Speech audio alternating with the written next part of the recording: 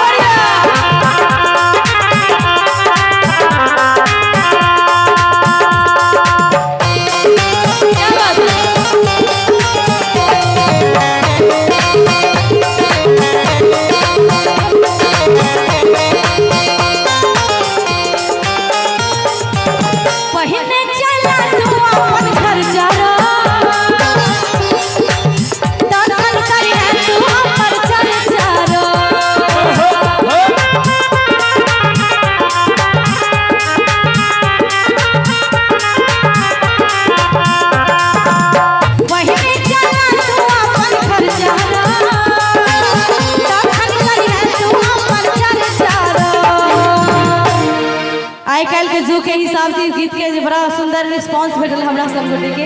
वैसे पहले गेल रहथिन दिलीप दरभंगिया जी यूज के देखिया खूब छै खर्चा गे और के रिप्लाई में हमरा आवाज में कि किया देबो सेल्फी अपन खींच के अमर बोदू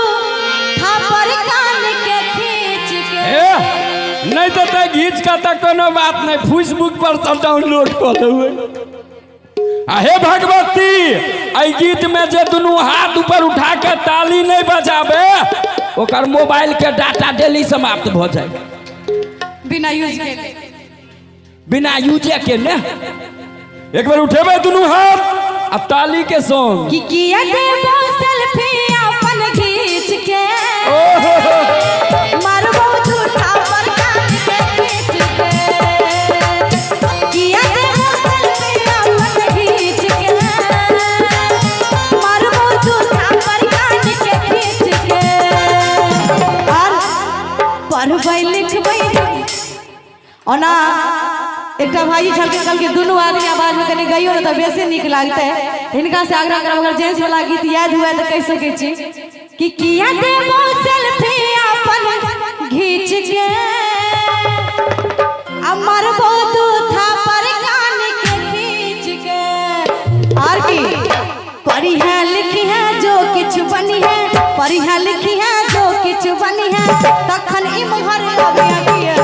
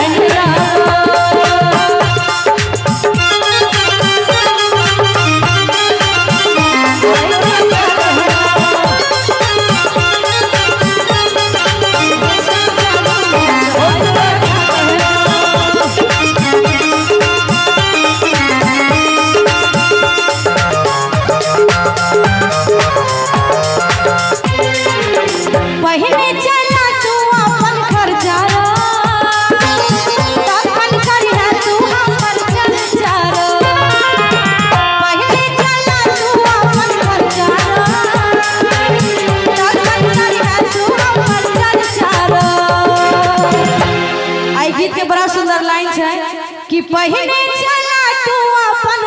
खर्चा आ तखन करी है तू हमर चर्चा और कि बाप के नाम के चेक नहीं चलता कि बाप के नाम के चेक नहीं चलता आ नहीं चल तू बाप के संग किए ऑनलाइन रहबो बाप के नाम के चेक नहीं चलता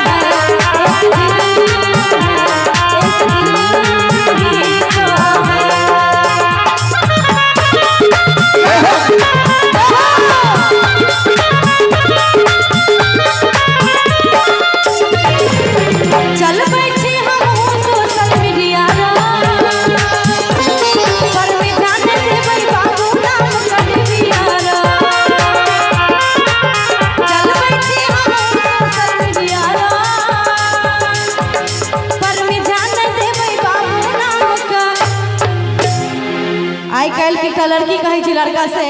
कि चलबै छी हम हो सोशल मीडिया रो अपर में ध्यान देबै अपन बाबू नाम कटबिया रो अरे आ तोहर बाबू जो हमरा मांगथुन आ तोहर बाबू जो हमरा मांगथुन आ ताली नहीं बसता आ बन जेबो गिरथाइन कने